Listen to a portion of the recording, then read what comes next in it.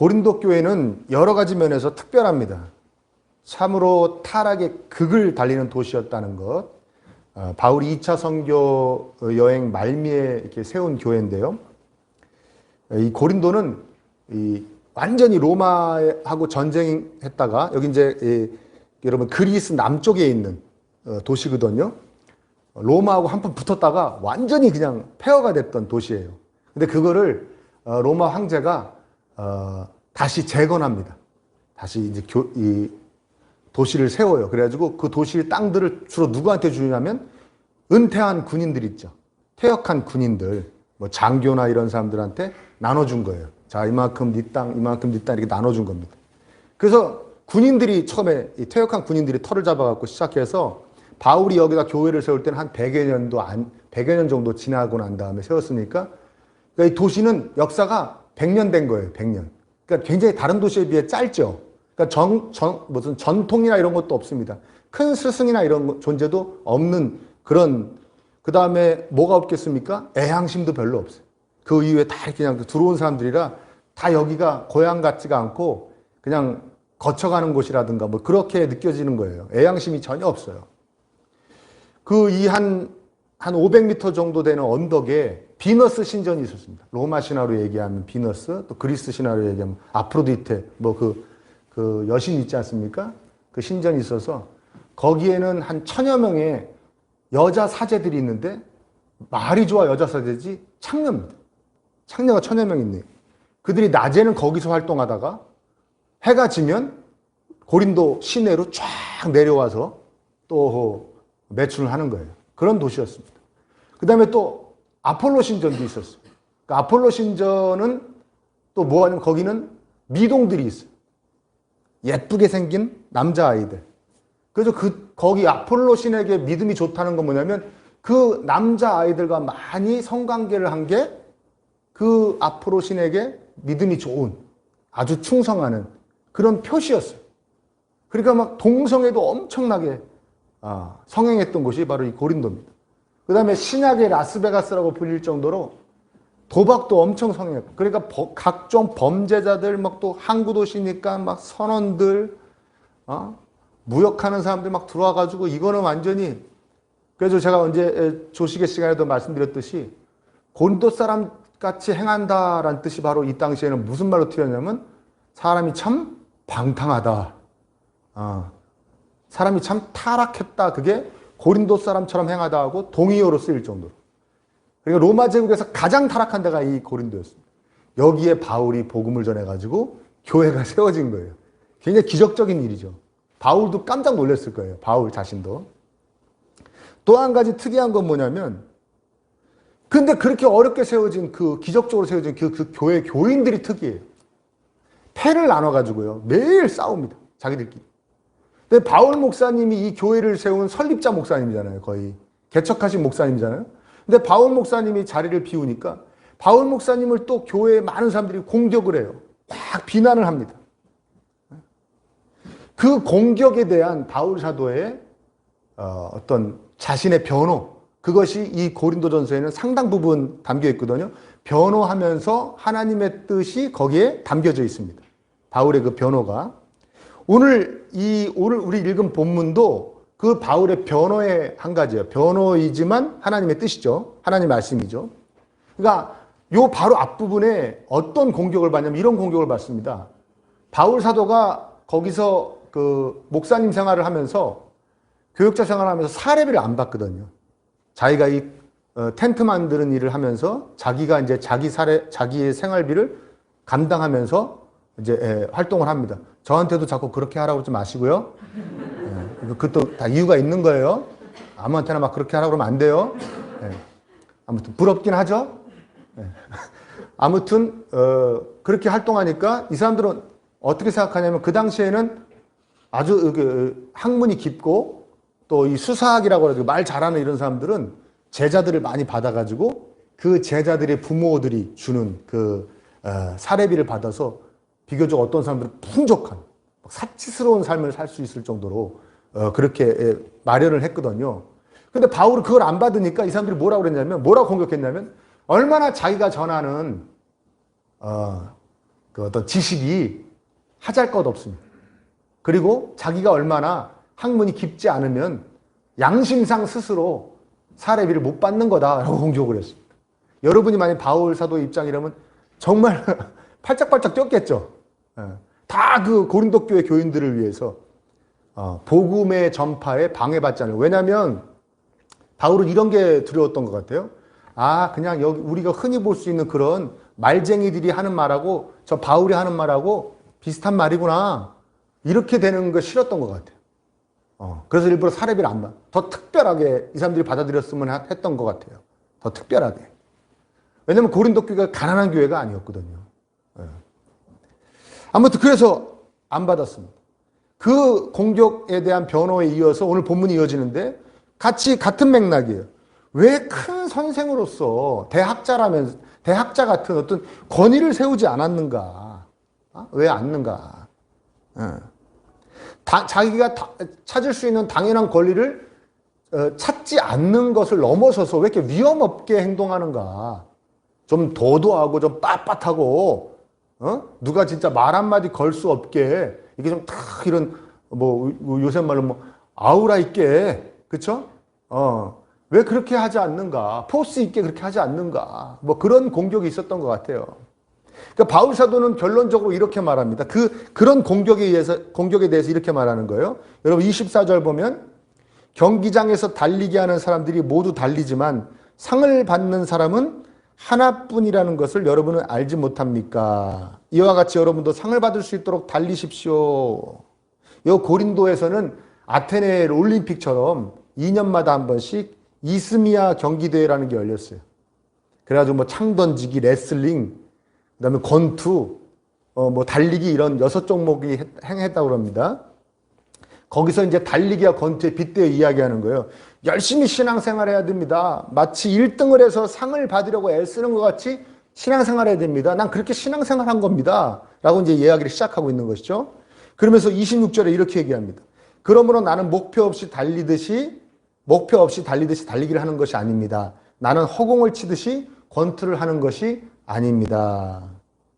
열심히 상 받으려고 열심히 경기하는 사람 경기하는데 목표 결승점이 어딘지 알고 뛰어야 될 거 아닙니까? 그 다음에 내가 어디를 때려야 되는지 알고 주먹을 뻗어야 되지 않겠습니까? 라고 이야기하는 거예요. 근데 나는 뭘 해야 되는지 정확히 알고 있습니다. 그래서 정확하게 합니다. 그러면서 뭐라고 그럽니까? 27절에 나는 내 몸을 쳐서 굴복시킵니다. 라고 얘기했어요. 여기 쳐서가 어디서 비롯된 말이냐면 눈 아래를 때리다 눈을 멍들게 하다라는 뜻의 그 말이 이렇게 그 말에서 파생된 말이에요. 그래서 뭐 거칠게 다루다, 학대하다 뭐 이런 말까지도 이어졌는데 그러니까 아주 재미있게 표현하는 겁니다.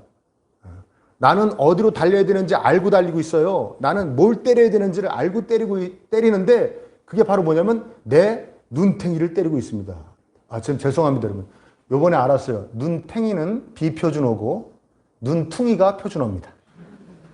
근데 그것도 눈 부위를 낮추어 이러는 말이니까 잘 안 쓰는 게 좋겠어요. 근데 지금은 이제 말의 어감을 살리기 위해서 제가 씁니다. 내 눈퉁이를 칩니다. 어디를 쳐야 되는지 알고 있는데 바로 내 눈퉁이를 쳐서 나를 굴복시킵니다. 라고 했죠. 그러면 자기 눈퉁이를 쳐서 굴복시킨다는 것이 뭔가? 바로 25절이, 그 얘기는 25절에 나옵니다. 경기에 나서는 사람은 모든 일에 절제를 합니다. 바로 절제하는 게 자기 눈퉁이를 쳐서 굴복시키는 거예요. 그리고 그 로마 교인들이, 고린도 교인들이 당신은 왜 이렇게, 선생님처럼 좀 빳빳하게 굴지 않습니까? 이렇게 도도하게 굴지 않습니까? 권위를 세우지 않습니까? 나는 그렇게 하면 안 됩니다. 나는 그 절제하기 위해서 그렇게 하지 않는 겁니다. 그 내 눈퉁이를 쳐서 나를 굴복시키기 때문에 그렇게 하지 않는 것입니다. 하고 좀 쭉 변호를 하고 있는 겁니다. 세상에서 달리기 권투 잘하라고 해도 절제를 하는데 그게 바로 어디입니까? 25절에 그런데 경기에 나서는 사람은 모든 일에 절제를 합니다. 그런데 그들은 썩어 없어질 월계관을 얻으려고 절제를 하는 것이지만 세상에서 그 경기에서 상 받으려고도 절제를 하는데 우리는 썩지 않을 월계관을 얻으려고 하는 것입니다. 이 썩지 않은 월계관은 뭡니까? 하나님 백성답게 살아서 하나님께 기쁨을 드리는 것이 썩지 않은 월계관이죠. 그리스도인답게 사는 것이 하나님께 영광을 올리는데 어찌 절제하지 않을 수 있습니까? 라고 바울은 얘기하는 겁니다. 그러니까 자기가 대학자같이 스승같이 굴지 않았던 건 자기가 절제하려고 절제한 거라는 거예요. 그게 절제한 거라는 겁니다. 여러분 절제하지 않고 어떻게 그리스도인이 될 수 있습니까? 그리스도인답게 살 수 있습니까? 라는 바울의 목소리가 저와 여러분에게도 들리기를 축복합니다. 그렇죠? 자신이 하고 싶은 대로 할 만한 대로 할 수 있는 대로만 해서 하나님께 기쁨을 드릴 수가 없죠. 왜? 하나님께 기쁨을 드리는 기능이 망가졌었던 우리이기 때문에 지금 예수님을 통해서 회복되어져 가고 있지만 그냥 가만히 놔두면 하나님을 기쁘시게 해드릴 수가 없어요. 그게 망가졌어요. 우리 좀 고쳐지고 있지만 이해되십니까? 원래 하나님 우리를 만드실 때는 그냥 자연적으로 하나님께 기쁨을 드릴 수 있을 정도로 하나님께 기쁨 드려야죠. 그러면 그냥 모든 것이 그냥 자연적으로 이렇게 착착착 움직여질 수 있도록 그렇게 잘 완성되었던 몸이지만 타락해서 망가져가지고 이제 하나님을 기쁘시게 해드릴 수가 없어요. 웬만해서는 그냥 자신의 기쁨만을 추구하게 되어 있어요. 이해되십니까? 그러니까 하나님께 기쁨 드린다는 것은 그렇게 결코 쉬운 일이 아닙니다. 근데 여러분 생각해 보십시오. 세상에서 인정을 받기 위해서도 세상에서 좀 높아지고 그렇죠? 또 세상에서 그럴듯하게 보이는 자기 자신을 만들기 위해서 보다 나은 나를 만들기 위해서도 우리가 얼마나 많은 것을 절제합니까? 그렇죠? 하고 싶은 것도 안 하고 때로는 먹고 싶은 것도 안 먹고 가고 싶은 것도 안 가고 사고 싶은 것도 안 사고 만나고 싶은 사람도 안 만나고 막 그러지 않습니까? 세상에서 내가 조금 더 나아지기 위해서 그럴듯해지기 위해서도 그렇게 절제를 하고 있지 않습니까? 그런데 나를 구원하시려고 나 대신 십자가에 오르신 예수님을 위해서 우리는 얼마나 절제를 하고 사는가?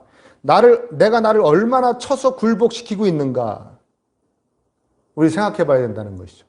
바울이 나를 쳐서 굴복시키는 사람의 실제적인 태도 하나를 소개합니다. 태도 하나 자기 바로 자신의 이야기를 하는 거예요. 바로 앞에서 소개한 고린도 교인들의 그 바울 목사님에 대한 공격. 왜 큰 선생으로서의 권위를 세우지 않습니까? 왜 좀 위험 있게, 좀 도도하게, 좀 카리스마 있게 이렇게 딱 서 있지 않습니까? 라는 그 공격에 대한 바울 목사님의 변호이기도 합니다. 바로 19절에 이렇게 얘기합니다. 나는 어느 누구에게도 얽매이지 않는 자유로운 몸이지만 많은 사람을 얻으려고 스스로 모든 사람의 종이 되었습니다. 바울은 자유인입니다. 자유인. 직업도 기술직을 갖고 있어요. 아까 얘기했듯이 텐트 만드는 일을 할 수 있습니다. 어디 가서나 먹고 살 수 있습니다. 일반 학문도 굉장히 높고요. 유대교 학문도 굉장히 높은 사람입니다. 가말리엘이라는 지금 어느 정도 얼마 전에 그 소천하신 이어령 학자 그 정도로 유명한 분의 문화생이었어요. 바울은 유대교에서도 그리스도에 대한 지식은 말할 것도 없죠. 이제 예수님 만나고 난 다음부터 그리스도에 대한 지식은 말할 것도 없고요. 그리고 지금 이건 좀 설명이 필요하지만 그냥 결론적으로 얘기하면 지금 이혼 당해서 솔로입니다. 딸린 가족도 없어요. 거기다가 제일 강력한 로마 시민권자입니다. 로마 시민권자. 그 당시에 로마 시민권이면 그냥 다 어디든지 프리패스예요. 로마 시민권자. 얼마든지 난 이렇게 할 테니 따라오려면 따라오고 말려면 말아 할 수 있는 위치예요. 이 사람은. 모든 면에서. 근데 내 마음대로 자유롭게 살 수 있지만 마치 모든 사람의 종처럼 살고 있다고 얘기합니다. 나는 누구에게도 거리낄 것이 없는데 마치 한 사람 한 사람에게도 다 빚진 것처럼 거리낄 게 있는 것처럼 살고 있는 이유는 뭐라고 얘기합니까? 많은 사람을 얻으려고. 저건 무슨 얘기냐면 더 많은 사람에게 복음 전해서 그 사람들이 하나님께로 갈 수 있게 하기 위해서 그렇게 살았다는 거예요. 그러면서 이렇게 얘기합니다. 20절에 유대 사람들에게는 유대 사람을 얻으려고 유대 사람 같이 되었습니다. 유대인들하고 만나면 정말 유대인 같이 굴었다는 거예요, 자기가. 예. 그들에게 최대한 맞추어 언행을 했다는 겁니다. 유대인들에게. 그 다음에 21절 보세요. 여러분 한번 읽어볼까요? 시작. 율법이 없이 사는 사람들에게는 내가 하나님의 율법이 없이 사는 사람이 아니라 그리스도의 율법 안에서 사는 사람이지만 율법 없이 사는 사람들을 얻으려고 율법 없이 사는 사람 같이 되었습니다. 저 법이 없이 사는 사람들은 법을 어기며 사는 사람들이라는 뜻이 아니라 이방인들을 얘기하는 겁니다. 유대인들은 그 율법이 주어졌잖아요. 구약 성경을 통해서. 그 율법을 받지 못했던 이방인들, 그러니까 유대인을 뺀 모든 이방인을 얘기하는 겁니다. 법이 없이 사는 사람들. 그들에게 가서는 마치 이방인처럼 자기가 굴었다는 거예요. 유대인같처럼 굴지 않고 정말 이방인답게 자기가 맞춰서 행동을 했다는 겁니다. 오해하지 말 것은 그렇다고 해서 막 그리스도인으로서 하지 말아야 할 짓을 막 했다는 얘기가 아니라 그리스도인으로서 살지만 최대한 그들과 원활한 소통과 또 친밀한 교제를 하기 위해서 최대한의 노력을 기울였다는 뜻입니다. 그리스도인으로서 정체성을 지키면서도. 자, 22절도 한번 볼까요? 믿음이 약한 사람들에게는 약한 사람들을 얻으려고 약한 사람이 되었습니다. 이게 좀 어려운 얘기입니다. 믿음이 약한 사람들이 뭐냐? 아, 나 같은 사람인가 보다 생각하는 분들 있죠? 다 강하신가요? 믿음이 약한 사람들은 어떤 거냐? 이런 겁니다. 복음을 받아들여 그리스도인이 되었지만 복음은 사실 내 안에서 심화되고 강화되어야 되거든요. 그게 잘 안 된 사람, 하나님에 대한 아직 암도 부족하고 정보도 부족하고 뭐 그런 사람들. 오늘날로 얘기하면 예를 들어서 옆에 사무실에서 우리 지금 밑에 층에도 사무실들이 있지만 사무실에서 문을 열면서 고살 지낸 거예요. 돼지머리에다가 고살 지내가지고 거기다 떡을 이제 그 고사떡을 갖다 썰어가지고 우리 교회 가져왔습니다. 아, 목사님 고사 지내는데 떡 좀 드세요. 그럼 먹어야 됩니까? 먹지 말아야 됩니까? 예? 먹으면 안 됩니까? 먹어도 됩니까? 먹어도 돼요. 살 안 찌려고 먹지 않는 것은 먹지 않아야 돼요. 탄수화물이죠, 탄수화물. 그런 거 빼고는 먹어도 돼요. 먹어도 그냥 그건 고사지. 아유, 그냥 예배 드리면 더 좋았을 것을 안타깝다. 이거면 돼지머리 사고 이게 뭐냐, 그렇죠? 그리고 그냥 먹어도 됩니다. 근데 바울은 그런 사람들, 고사 지내는 걸 말해. 귀신한테 제사 지내는 떡을 어떻게 먹냐고. 이런 사람들이 있으면 맞아요. 그걸 어떻게 먹어요? 나도 안 먹을래요. 그랬다는 거예요. 이해되세요? 그게 바로 믿음이 약한 사람들에게는 약한 사람들을 얻으려고 약한 사람이 되었다라는 뜻이에요. 바울은. 또 믿음이 강한 사람들한테 가지고 고사떡인데 무슨 상관이 있어요? 주님 하나님 안에서 다 먹을 만한 것이지. 먹시다 그러면 맛있죠? 그러고 막 먹었다는 거예요. 바울은 그렇게 살았다는 거예요. 이해되시죠? 그래서 이 말이 참 아름답습니다. 나는 모든 종류의 사람에게 모든 것이 다 되었습니다. 난 내가 누군지 모르겠어요. 뭐 그런 얘기죠. 모든 종류의 사람한테 가서 다 맞춰주느라고 그들하고 그냥 원활하게 소통하고 친밀하게 교제에 의해서 막 살아가지고 나는 모든 것이 돼버렸대요. 난 도대체 어떻게 사는 사람이야? 모르겠다. 뭐 그렇게 말할 정도로 모든 종류의 사람에게 다 맞춰 살았어요. 이렇게 얘기하는 겁니다. 왜 그렇게 했다고 그래요? 23절에 나는 복음을 위하여 이 모든 일을 하고 있습니다. 라고 얘기합니다. 복음을 위하여. 근데 저 뒤에 말이 조금 어려운 말이에요. 그것은 내가 복음의 복에 동참하기 위함입니다. 라고 얘기하고 있죠. 복음의 복에 동참한다는 건 문자적으로 무슨 얘기냐면 복음의 복에 공동 참여하겠다는 뜻이에요. 그러면 첫 번째 뜻은 뭐냐면 복음을 전하는 거 얘기하는 거죠. 복음 전해지는 일에 내가 쓰임받고 싶다라는 얘기 되겠죠. 이해되시죠? 그런데 그 얘기는 앞에 했잖아요. 나는 복음을 위하여 모든 일을 하고 있습니다. 그렇죠? 그들에게 복음 전하기 위해서 이렇게 했습니다. 이 복음의 복에 동참한다는 더 강력한 의미는 뭐냐면 그냥 복음을 전하기 위한 방편으로서만이 아니라 이렇게 모든 종류의 사람에게 다 맞춰서 사는 삶이 복음의 복을 받은 사람의 마땅한 삶이라는 거예요. 아멘?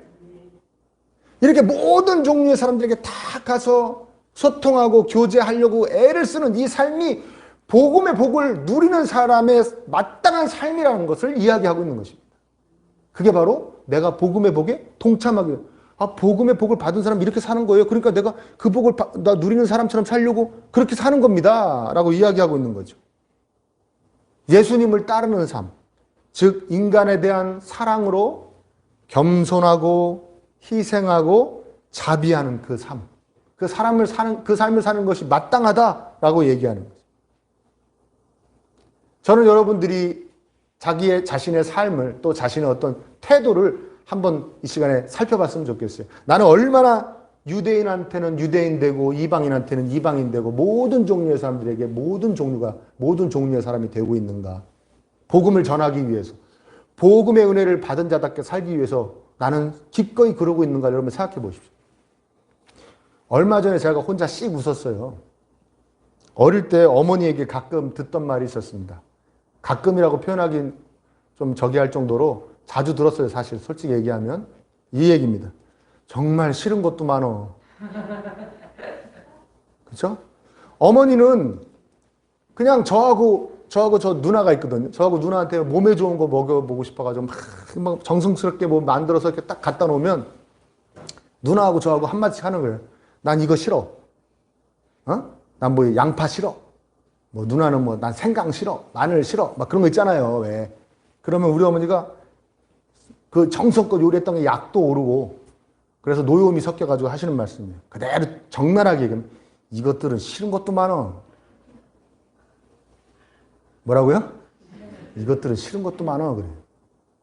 근데 제가 왜 얼마 전에 씩 웃었냐면 제가 우리 아들, 딸들에게 토시 하나 안 틀리고 그 말을 하더라고요. 이것들은 싫은 것도 많아. 아니 햄버거를 먹는데 햄버거를 얼마나 정성스럽게 막 왕복 한 40분 가가지고 배달시키면 또 돈 많이 나온다고 그래가지고 거기 막 또 지하 주차장에 주차하고 또 올라가가지고 또 하고 주문하고 기다렸다가 또 받아가지고 또 다시 주차장 내려와서 운전해가지고 진짜 한 거의 40분이 뭐예요? 1시간은 걸리지. 그거 딱 갖다 주면 아유 그 햄버거에서 토마토를 쏙 빼면서 이딴만한 토마토를 쏙 빼면서 난 토마토가 싫어. 제가 그 햄버거를 보면 그 중에 제일 그래도 몸에 유익한 건 토마토밖에 없어요. 근데 그 토마토를 싹 빼면서 난 토마토가 싫어. 제 입에 저절로 이것들은 싫은 것도 많아. 그래서 웃었다는 거예요. 하나님께서 우리를 보시면서 이렇게 말씀하시진 않을까 생각해 봅니다. 얘네들은 참 싫은 것도 많아.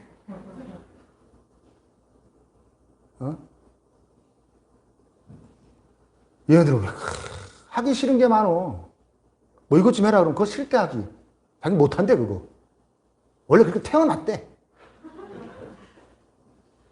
얘네들 왜 이렇게 싫은 사람도 많아. 아니 살면 살수록 좋은 사람이 많아지는 게 아니고 싫은 사람이 많아져.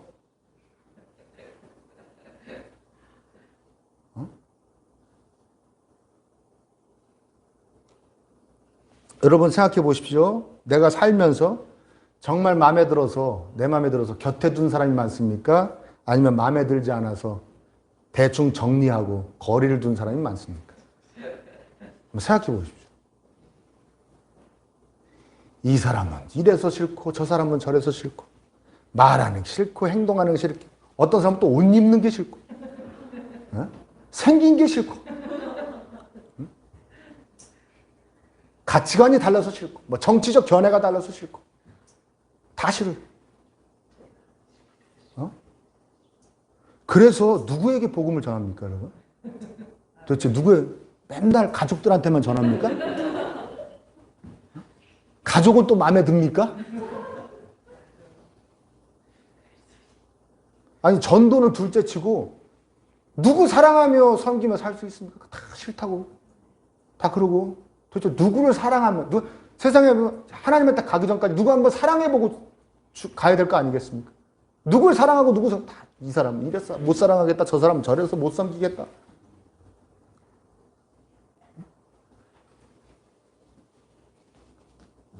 그래서 사랑할 수 있는 사람이 이런 것밖에 없어요.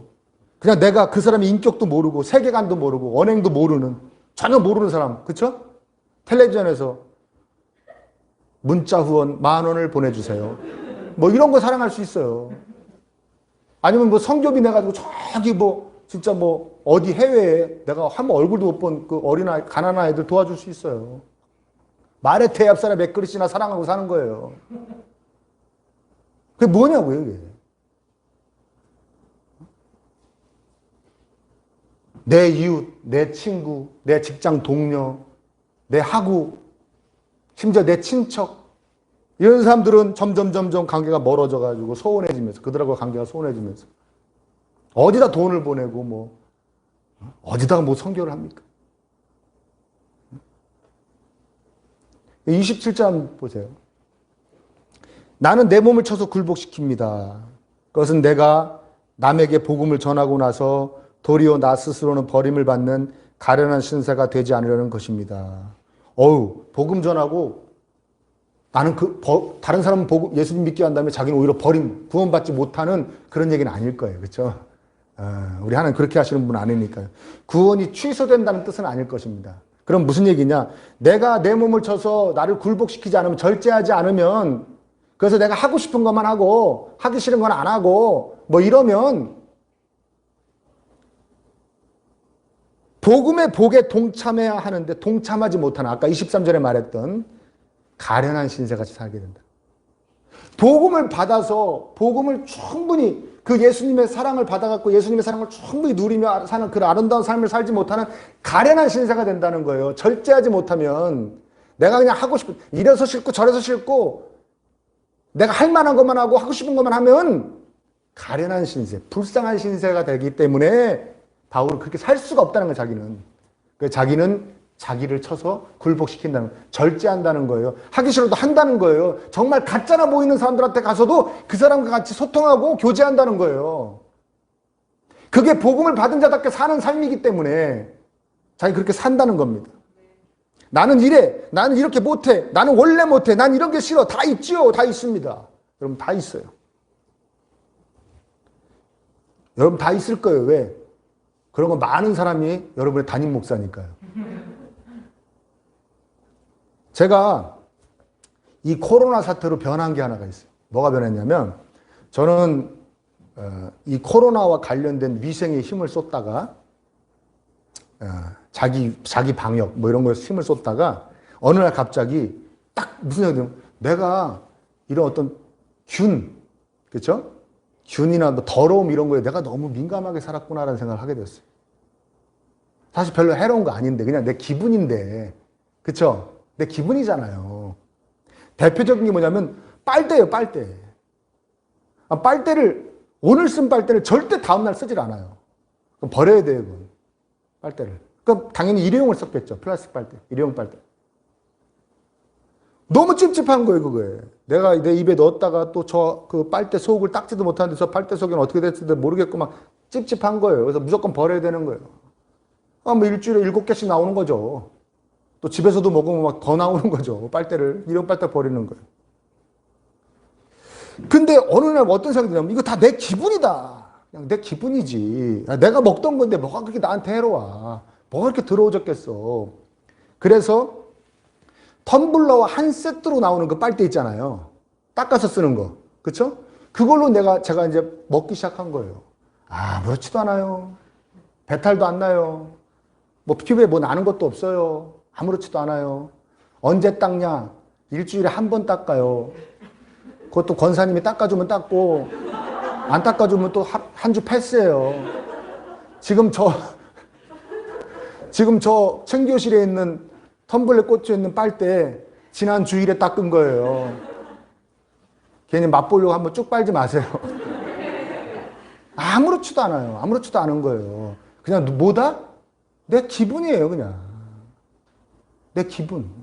더러워 하는 내 기분이지 아무것도 아니더라고요. 그게 깨달았어요. 요거 탁 깨면 되는 걸 왜 내가 그동안 못 깨고 일주일에 빨대 최소한 7개씩, 하나님 싫어하시는 그 일회용 빨대, 이 지구를 아프게 하는 그 일회용 빨대 막 써재 꼈나 내가. 아무것도 아닌 건데. 그거 틀만 탁 깨면 되는 건데. 여러분도 생각해 보십시오. 사실 내가 정말 싫어했던 것이, 난 이거 못해. 이거 난 싫어. 절대 못해. 했던 거 있지 않습니까? 그거 한번 그걸 딱 깨고 해보면 사실 아무것도 아닌 거예요. 할 수 있는 거예요, 내가. 할 만한 거더라고요, 내가. 얼마든지 하는 거더라고요. 근데 그걸 안 깨는 거예요, 그냥. 그걸 안 깨는 삶이 뭐다? 자기를 빳빳하게 세우는. 자기 눈퉁이를 쳐서 자기를 굴복시키지 않는 삶이라는 거예요. 바울 사도의 말이 하나님의 말씀을 믿으시길 축복합니다. 하나님 그렇게 말씀하십니다. 너 눈퉁이를 네가 쳐서 너를 굴복시켜야 돼요. 그리스도인은 예수님 따라가기 위해서, 예수님 닮아가는 삶을 살기 위해서 나의 틀을 깨뜨려야 되는 겁니다. 여러분 로마서 5장 10절에 이런 말씀이 있어요. 우리가 하나님의 원수일 때에도 하나님의 아들의 죽으심으로 말미암아 하나님과 화해하게 되었다. 우리가 하나님의 원수일 때 십자가에서 우리를 위해 죽으셨다는 거예요. 원수가 뭡니까? 제일 싫은 사람이죠. 아멘입니까? 제일 싫은 사람을 원수라고 그러는 거예요. 그 다른 얘기 무슨 얘기예요? 하나님이 정말 싫어하실 대상이었는데, 최고로 싫어하실 대상이었는데 그 싫음을 깨고 당신의 독생자를 보내셔서 우리를 사랑하시기로 마음먹고 사랑하셨다는 거예요. 그 죽음으로 우리를 살리신 그 예수님이 저와 여러분들에게 말씀하시는 겁니다. 너희들도 그 싫음을 깨뜨리라고 말이죠. 나를 따라오기 위해서 그 싫은 거 깨뜨려. 그 싫은, 제발 좀 싫은 사람, 싫은 거 이거 좀 많이 만들지 마. 좀 깨뜨려 좀. 그래도 어떻게 그리스도인처럼 살 거야? 다 싫으면. 그 십자가의 은혜를 입은 우리들이 싫어하며 살 수 없다는 거예요. 예수님 그렇게 살지 말라고 그러시는 겁니다. 그리스도인이 하나님 안에서요, 자기가 하던 거, 하고 싶은 거, 할 만한 거 더 잘하게 열심히 하게 되는 것도 참 의미가 있습니다. 그렇죠?